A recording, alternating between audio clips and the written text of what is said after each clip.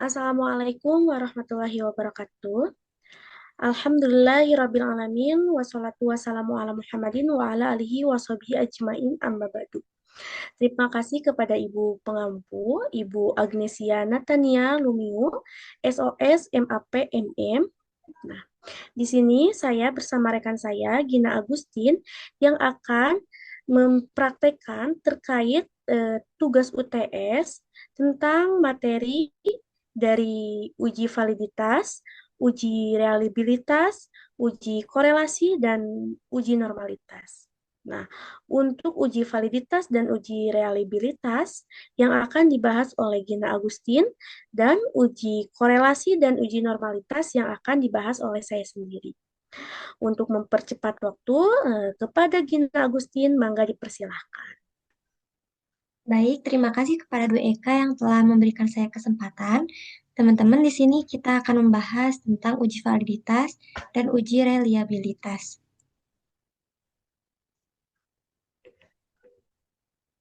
Nah, sebelumnya mari kita ulas dulu apa sih uji validitas itu. Nah, uji validitas adalah uji yang digunakan untuk mengukur sah atau valid tidaknya suatu kuesioner. Suatu kuesioner dikatakan valid jika pertanyaan pada kuesioner mampu untuk mengungkapkan sesuatu yang akan diukur oleh kuesioner tersebut. Nah, uji validitas ini syaratnya ada dua. Yang pertama itu jika R hitung lebih besar dari R tabel maka dinyatakan valid. Jika R hitungnya kurang dari R tabel maka itu tidak valid. Nah, kemudian jika nilai signifikannya itu kurang dari 0,05 maka itu valid. Jika lebih dari 0,05 maka itu tidak valid. Oke, sebelum kita ke aplikasi SPSS-nya, kita harus menyiapkan data hasil kuesionernya terlebih dahulu. Di sini saya udah ada data kuesionernya dengan data 30 responden dan dengan tiga variabel X1, X2, dan Y dengan masing-masingnya itu ada 7 pernyataan. Oke, kita langsung copy saja semuanya. Baru kita masuk ke aplikasinya. Nah, di sini di data view kita pastekan yang dari Excel tadi, paste. Nah, setelah sudah seperti ini, teman-teman bisa lihat di sini namanya masih seperti ini. Nanti kita akan ubah. Kemudian di sini masih ada desimalnya. Nah, nanti juga kita akan ubah ya, biar angkanya itu tidak terlalu banyak. Cara mengubahnya kita klik variabel view, lalu di sini untuk mengubah nama. Namanya saya akan sesuaikan dengan yang ada di Excel tadi, yaitu X1.1 hingga seterusnya.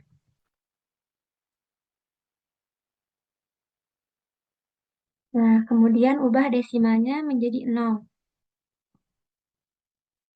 Kita copy saja. Lalu paste ke bawah. Setelah sudah seperti ini, kita kembali lagi ke data view. Nah, setelah seperti ini, kita baru bisa untuk melakukan uji validitas. Caranya, kita klik Analyze, klik Correlate, kemudian Bivariate. Nah, di sini teman-teman ada kolom variabel yang ada di kanan. Kita pindahkan variabel yang akan diuji ini ke kolom yang kanan. Saya akan menguji variabel X1 terlebih dahulu. Dengan totalnya, klik kanan. Nah, 3 ini harus dicentang, kemudian klik OK.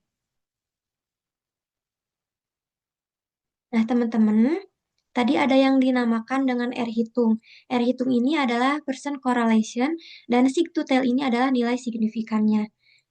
Lalu, di manakah R tabel? R tabelnya bisa lihat di sini. Teman-teman bisa cari aja di Google. Nah, cara mencari R tabel ini di sini ada N. N itu adalah jumlah itunya, jumlah respondennya. Karena saya tadi menggunakan 30 responden, berarti cari angka 30, kemudian tentukan taraf signifikannya. Taraf signifikan saya yaitu 5%. Nah, didapat hasilnya yaitu 0,361. Kita bandingkan dengan R hitung. R hitungnya itu 0,812, itu berarti lebih besar dari R tabel, yaitu 0,361. Berarti valid, kemudian nilai signifikannya yaitu lebih kecil dari 0,05, di sini yaitu 0,001. Berarti X1.1 ini valid, kemudian teman-teman cek lagi ke bawahnya, di sini saya semuanya sudah valid. Kemudian ketika sudah valid, kita cek untuk variabel X2-nya. Di sini juga R hitungnya 0,776 itu lebih besar dari 0,361 dan nilai signifikannya yaitu lebih kecil dari 0,05.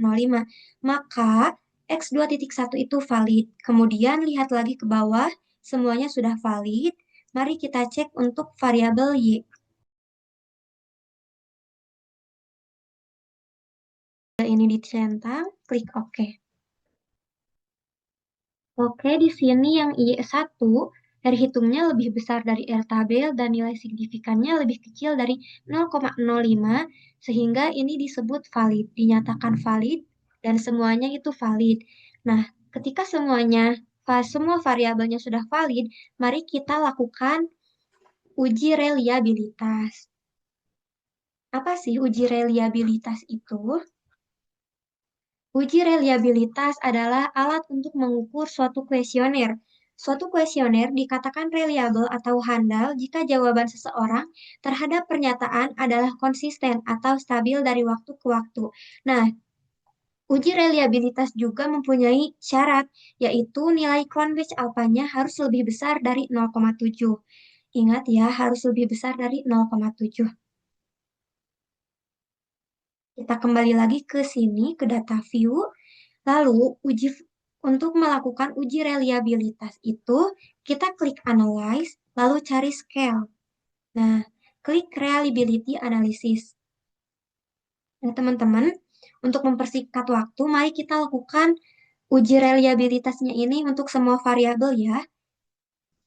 Nah, yang membedakan uji reliabilitas dengan uji validitas yaitu uji reliabilitas ini tidak menggunakan total, sehingga total ini tidak ikut dipindahkan. Kalau uji validitas itu menggunakan total. Kita pindahkan ke kolom item.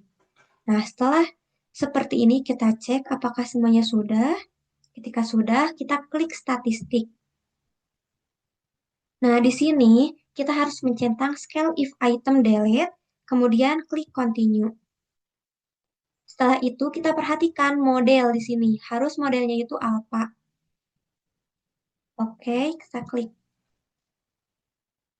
Nah, teman-teman yang muncul di sini, nilai Cronbach alpanya yaitu 0,966. Ya, dan semuanya itu rata-rata 0,9 sekian. Maka dari itu, ini nilai Cronbach alpanya sudah lebih besar dari 0,7. Maka datanya sudah dikatakan reliable. Uji validitas semuanya valid, uji reliabilitas semuanya reliable, maka kita bisa melanjutkan ke uji-uji yang lainnya. Pembahasan kita sudah sampai di sini. Saya kembalikan lagi kepada Dwi Eka. Terima kasih kepada Gina Agustin yang sudah memaparkan materi terkait uji validitas dan uji reliabilitas. Nah, ternyata dari uji validitas itu untuk mengukur ya apakah data tersebut valid atau tidak. Nah, oke, selanjutnya saya akan memaparkan materi terkait dengan uji korelasi dan uji normalitas. Nah, izinkan saya untuk menjelaskan apa sih itu uji korelasi. Nah, jadi uji korelasi itu adalah uji hubungan antara variabel ya, yang dimana analisis korelasi atau asosiasi itu merupakan studi pembahasan tentang derajat keeratan hubungan antar variabel yang dinyatakan dengan koefisien korelasi hubungan antara variabel bebas X dan variabel terikat yaitu Y. Nah, jika si variabel bebas X-nya itu meningkat dan variabel terikat Y itu menurun, nah maka itu dinyatakan negatif. Tetapi kalau jika variabel X-nya itu naik dan variabel Y-nya itu naik, maka itu dinyatakan positif. Nah, Oke, kita langsung aja ya masuk ke dalam praktek. Nah, langkah pertama bisa masuk dulu kolom Excel. Nah, di sini harus ada hasil dari kuesionernya ya. Nah, dari X1, X2, dan Y-nya ya. Nah, dari X1 totalkan dulu seluruh dari kuesionernya. Nah, baru dipindahkan ke dalam SPSS-nya. Di copy.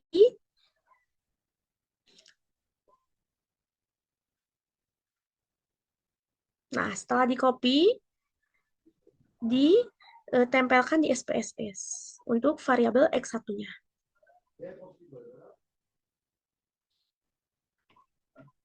Nah, di paste, lanjut ke tabel tadi di Excel. Nah, di copy dari total X2-nya. Nah, setelah di copy, baru ditempelkan lagi di SPSS-nya.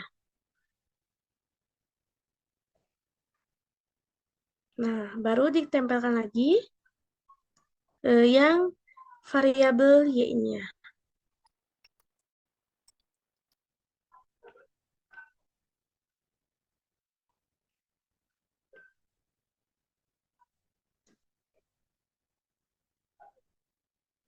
Nah, jika sudah seperti ini, boleh diklik bagian bawah yaitu variabel view. Nah, untuk name-nya kita ganti menjadi variabel X1. Nah, untuk yang pertama itu ganti X1, yang keduanya diganti X2, dan yang terakhirnya itu menggunakan diganti menjadi Y.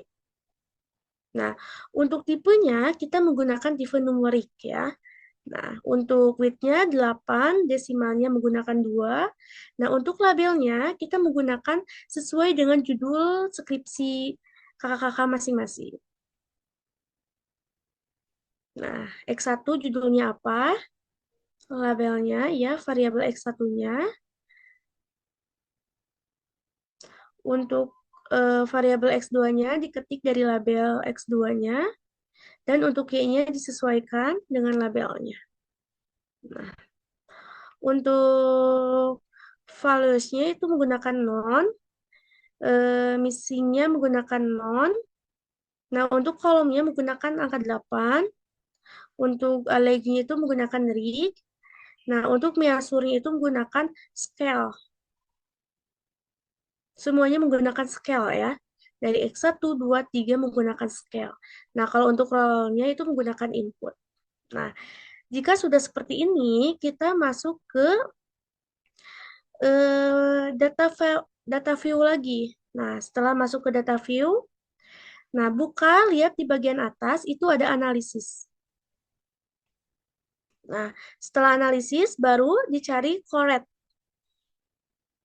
Nah, setelah ada correct, baru masuklah ke bivariate. Nah, setelah tampilannya seperti ini, nah dari variabel X1 dan Y, X1, X2, dan Y di-copy, disalin ke pinggirnya. Nah, di-copy baru diklik panahnya. Nah, setelah itu, jika tampilannya sudah seperti ini, baru di-off-kan.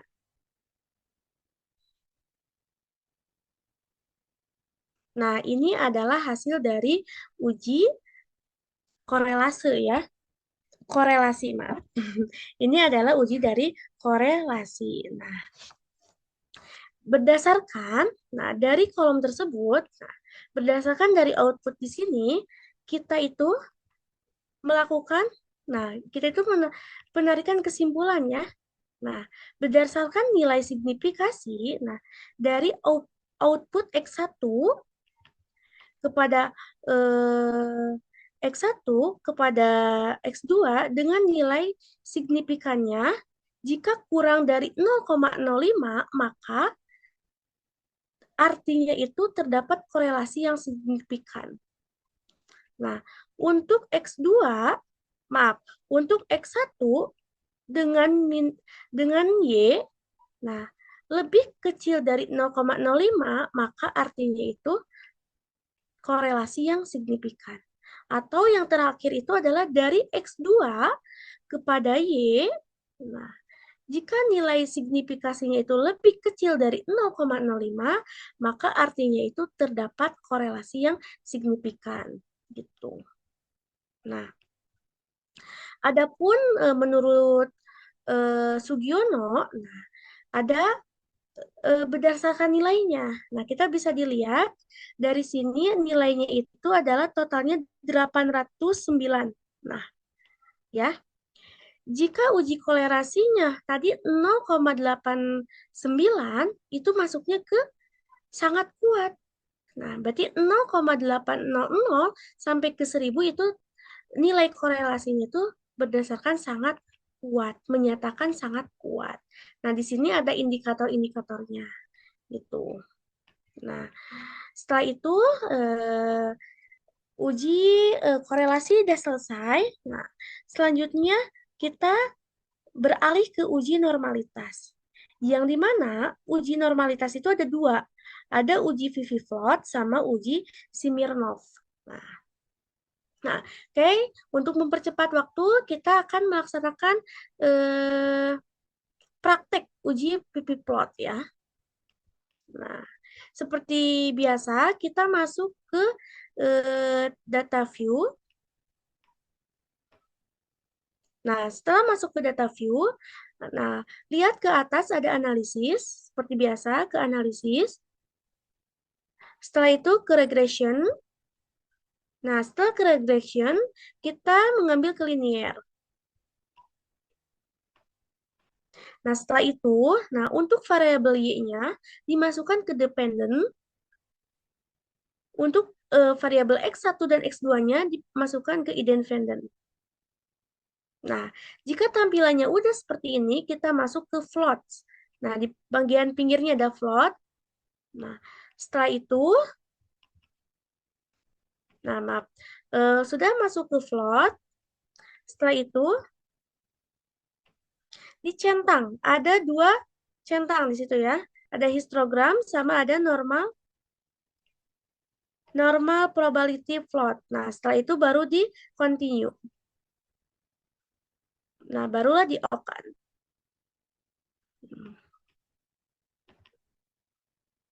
Nah, di sini akan muncul ya datanya. Nah, di sini udah muncul ya output SPSS-nya.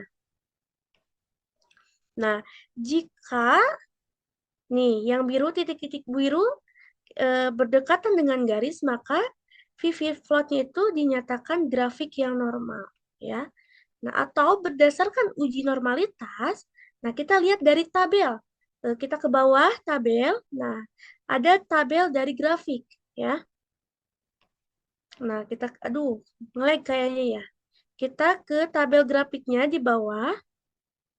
Nah, ini betul. Nah, jika pada grafik normal VV float itu, nah, datanya itu mengikuti garis diagonal ke atas. Hal ini menunjukkan bahwa model regresi tersebut berdistribusi normal. Nah, ini adalah normal ya. PV float-nya itu normal. Nah, setelah PV float selesai, nah langkah selanjutnya kita menggunakan uji normalitas Kolmogorov-Smirnov. Nah, seperti biasa kita masuk lagi ke data view. Nah, di pinggirnya ada variable view. Nah, seperti biasa. Nah, tetap ya kita ada di data view. Setelah itu masuk ke analisis. Nah, gitu ya, ke analisis. Baru ke regression seperti yang tadi langkahnya. Masuk ke linear. Nah, nah kayak gini ya. Seperti biasa masukkan, baru pindah ke save ya. Kalau Vivo Plot itu menggunakan float, kalau yang ini menggunakan save. Nah, setelah itu di checklist bagian atas bagian kanan. Di standar dis. Nah, itu di checklist, setelah itu di continue. Nah, setelah di continue, nah, kita akan kembali lagi ke data view. Di okan dulu. Nah, Kita kembalikan lagi ke data view.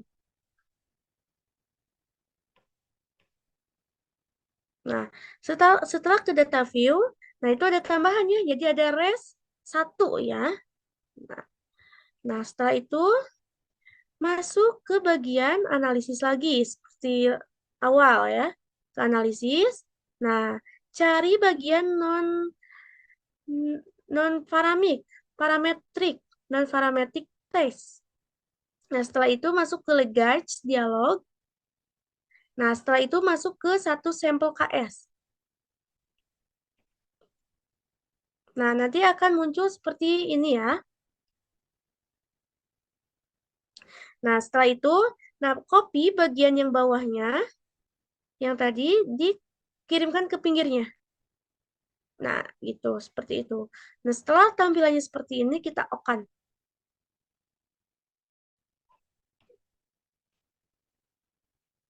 Nah, itu hasilnya dari sampelnya itu, sampelnya itu 200 ya nilainya itu. Jadi berdasarkan dari uji normalitas ini dilihat dari tabel nilai Kolmogorov, Smirnov. Nah, sebesar berapa ini? Sebesar 124 ya. Dengan nilai assumption sebesarnya itu adalah 200 ya.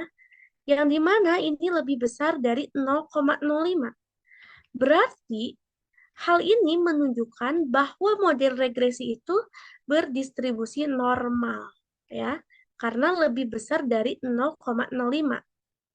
Tetapi kalau misalkan lebih kecil dari 0,05, maka dinyatakan tidak normal gitu. Nah, jadi alhamdulillah kita sudah bisa eh, membahas gitu ya, membahas mengenai dari pertama tadi uji validitas, uji reliabilitas, korelasi dan normalitas. Mungkin itu saja dari uji korelasi dan uji normalitas. Mohon maaf jika ada kesalahan. Kita tutup dengan baca Alhamdulillah. Wabillahi taufiq wal hidayah. Wassalamualaikum warahmatullahi wabarakatuh.